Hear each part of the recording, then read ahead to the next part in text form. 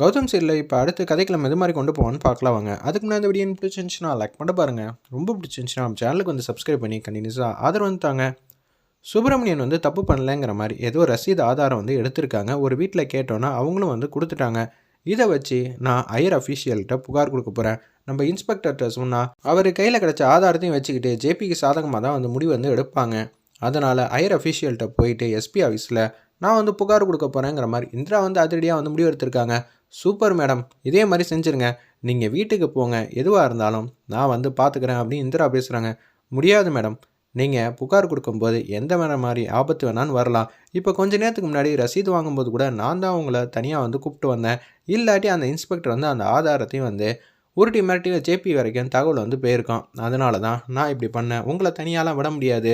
வீட்டுக்கு சட்டுன்னு வந்துடலாம். அது மட்டும் இல்லாமல் எனக்கு தெரிஞ்ச போலீஸ் அதிகாரிலாம் இருக்காங்க. அவங்க மூலிமா போனால் நம்ம கொடுக்குற புகாரை வந்து காது கொடுத்து கேட்பாங்க. ஏன்னா ஜேபி மாதிரி ஆளுங்க எத்தனை பேரை வந்து வளைச்சி போட்டிருக்காங்கன்னு தெரியாதுல்ல. நீங்கள் சொல்கிறதும் வாஸ்தவம் தான். உனக்கு இன்ஃப்ளூயன்ஸ்லாம் இருக்கா? நான் வேலை பார்க்குற இடத்துல வந்து இன்ஃப்ளூயன்ஸ் இருக்குது மேடம். அது மூலிமா நம்ம சட்டுன்னு வந்து வேலையை வந்து முடிச்சுட்டு வந்துடலான்னு சொன்னோன்னே சூப்பர் ஐடியா அப்படின்னு சொல்லிட்டு எஸ்பி ஆஃபீஸ்க்கு வந்து கொடுக்கணும்னு போகிறாங்க. காவியா வந்து ஃபோன் அடிக்கிறாங்க நம்ம இந்திராவுக்கு. எங்கே போகிறீங்க? நான் போய் எஸ்பி ஆஃபீஸில் புகார் கொடுத்துட்டு வந்துடுறேன். அப்பாவுக்கு ஏற்ற மாதிரி ஒரு ஆதாரம் வந்து கிடச்சிருக்கு. நான் வந்து கூடிய சீக்கிரம் வந்து சொல்கிறேன்னு சொல்லி ஃபோனை வந்து கட் பண்ணிடுறாங்க. அம்மா இந்திராட்ட எதுவும் அப்பா தப்பு பண்ணலன்னு ஆதாரம் எதுவும் கண்டுபிடிச்சிருக்காளாமா, அதை வச்சு புகார் வந்து கொடுக்க போகிறேன்ட்டு இருக்கா. வெயிட் பண்ணி பார்ப்போங்கிற மாதிரி அவங்களாம் சுவாரஸ்யமாக வந்து பேசுகிறாங்க. இந்திராவும் அந்த தம்பியும் எவ்வளோ வந்து மும்மரமாக வந்து அப்பா வந்து கொண்டு வரணும்னு போராடுறாங்க. இதெல்லாம் கேட்கவே சந்தோஷமாக இருக்குன்னு சொன்னேன். எஸ்பி ஆஃபீஸ்க்கு வந்து அதிரடியாக வந்து போகிறாங்க. ஏற்கனவே வந்து கௌதம் வந்து நான் ஒரு ஃபோன் பேசிட்டு வந்துடுறேன்னு சொன்னேன். அவங்களுக்கு தெரிஞ்ச போலீஸ் அதிகாரிகள்கிட்ட வந்து கேட்குறாங்க.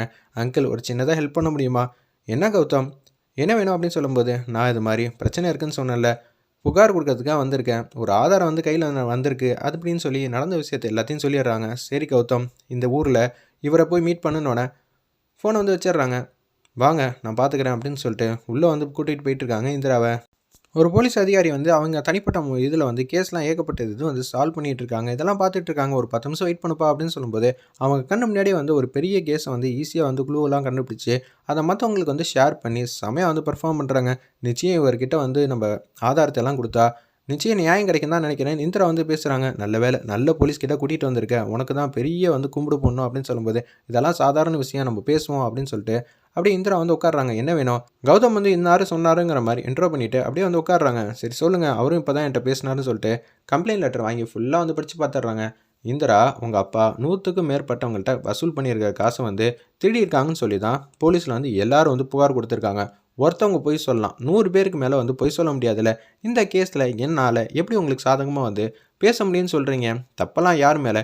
எங்கள் அப்பா வந்து பணத்தை வாங்கியிருக்காரு. இது எல்லாம் சத்தியமான உண்மை தான். ரசீதும் போட்டு கொடுத்துருக்காங்க. அதோட க்ளூ தான் இது. ரசீது இருக்குது. இந்த பணத்தை வந்து ரசீது வந்து என்ன கொடுத்துருக்காங்க? முதல்ல பணத்தை வாங்குவாங்க. கம்பெனியில் கட்டின ரசீதை தான் இவங்களுக்கு வந்து கொடுத்துருக்காங்க. அப்போ நான் தப்பு செஞ்சது யார்? எங்கள் அப்பா இதே மாதிரி எல்லாட்டையும் வந்து ரசீதை வந்து வாங்கியிருக்காங்க. 100 பேருக்கு மேலே ரசீது வந்து வெடிச்சிருக்காங்க வீட்டில். நாங்கள் விசாரிக்க போனால் ஒரு அண்ணன் மட்டும்தான் எங்கள் மேலே நம்பிக்கைப்பட்டு இந்த ரசீது வந்து கொடுத்துருக்காங்க. இது கம்பெனி சீல் வச்ச ரசீது. இதெல்லாம் எங்கள் அப்பா ஒன்றும் கிரியேட் பண்ணல. சரிங்களா சார்? இதை வச்சு தப்பு பண்ணதெல்லாம் ஜேபி தான். எங்கள் அப்பா கஸ்டமர்ட்டேருந்து பணத்தையும் வாங்கியிருக்காங்க. கம்பெனியில் பணம் கட்டின ரசீதும் வந்து கஸ்டமர்கிட்ட கொடுத்துட்டாங்க. அப்படி இருக்கும்போது எங்கள் அப்பா வந்து நடுவில் வந்து தரகர் மாதிரி இருக்கனால அவர் எப்படி சார் மீடியேட்டர் வந்து பாதிக்கப்படுவாங்க? ரொம்பவே தப்பு தானே சார்? தப்பு நடந்திருக்குன்னா கம்பெனி மேலே தான் புகார் கொடுத்து நடவடிக்கை எடுக்கணும் 100 பேருக்கு மேலே. ஆனால் டைரெக்டாக வந்து எங்கள் அப்பா வந்து வாங்கினனால தான் மக்களுக்கு என்ன சார் தெரியும்? அவங்கெல்லாம் எங்கள் அப்பா மேலே புகார் கொடுத்துட்டாங்க. இதை நான் ஏரியா இன்ஸ்பெக்டர்கிட்ட எவ்வளவோ வாட்டி சொல்லி பார்த்துட்டேன். அவங்க கேட்கவே மாட்டேங்கிறாங்க. தப்பு செஞ்சதெல்லாம் ஜேபி மட்டும்தான். நீங்கள் நடவடிக்கை எடுக்கணும் சார். இன்ஸ்பெக்டர் மேலே சந்தேகப்படுறீங்களா? கண்டிப்பாக சார். இன்ஸ்பெக்டரும் ஜேபியும் எல்லோரும் வந்து கூட்டணியில் தான் இது மாதிரி தப்பு நடந்திருக்கு சார். எத்தனை பர்சன்டேஜ் கொடுத்துருக்காங்கன்னு தெரில. தயவு செஞ்சு நீங்கள் தான் வந்து இதுலேருந்து எங்கள் அப்பா வந்து மீட்டு கொடுக்கணுங்கிற மாதிரி அந்த இடத்துல சொல்லிடுறாங்க. இவ்வளோ க்ளூ கொடுத்துருக்கீங்க. க்ளூவே இல்லைனா கூட நான் கண்டுபிடிச்சிருவேன். அப்படி இருக்கும்போது இந்த கேஸை நான் பார்த்துக்கிறேன். நீங்கள் இங்கே வந்ததாகவும் இது மாதிரி தகவல் சொன்னதையும் எதையும் சொல்ல வேணாம். நான் கண்ணில் விரல விட்டு ஆட்டிடுறேன். நீங்கள் தைரியமாக போங்க. இன்னும் ஒரு வாரத்துக்குள்ளே உங்கள் அப்பா தப்பு பண்ணல. முதல்ல அந்த ஆஃபீஸில் வந்து ரைடு போட்டு எல்லாமே 100கணக்கான மக்கள்கிட்டையும் நீங்கள் வந்து ரசீது வாங்க முடியாது. ஏன்னா ஒவ்வொரு மக்களும் எப்படி நடந்துப்பாங்கன்னு தெரில. நான் வந்து வாங்க முயற்சி பண்ணுறேன். இந்த கேஸ் என் கண் பார்வையில் வந்துருச்சுல, நான் பார்த்துக்கிறேன் அப்படின்னு சொல்லி இந்திராவையும் கௌதமியும் அங்கேருந்து அனுப்பிச்சி வச்சிடுறாங்க. இப்போ தான் என் மனசுக்குள்ளே இருக்கிற வலி வேதனையெல்லாம் கொஞ்சம் கொஞ்சமாக குறைஞ்சிச்சு. உங்களுக்கு தான் நான் ரொம்ப நன்றி கடமை பட்டிருக்கேன். ஏன்னா எங்கள் வீட்டில் இருக்கிற எல்லாரும் வந்து பெரிய பெரிய ஆளாக இருந்தும் கூட யாருமே என் கஷ்டத்தை புரிஞ்சுக்கிட்டு உதவி கூட வரல. ஏன்னா என் ஹஸ்பண்ட் கூட வரலங்கிற மாதிரி ரொம்ப ஃபீலிங்காக பேசுகிறாங்க. ஆனால் நீங்கள் வந்து எனக்காக ஏகப்பட்ட விஷயத்த வந்து ஷார்ட் அவுட் பண்ணி கொடுத்துருக்கீங்க அப்படின்னு சொல்லும்போது ரொம்பவே சந்தோஷமாக இருக்காங்க அந்த இடத்துல.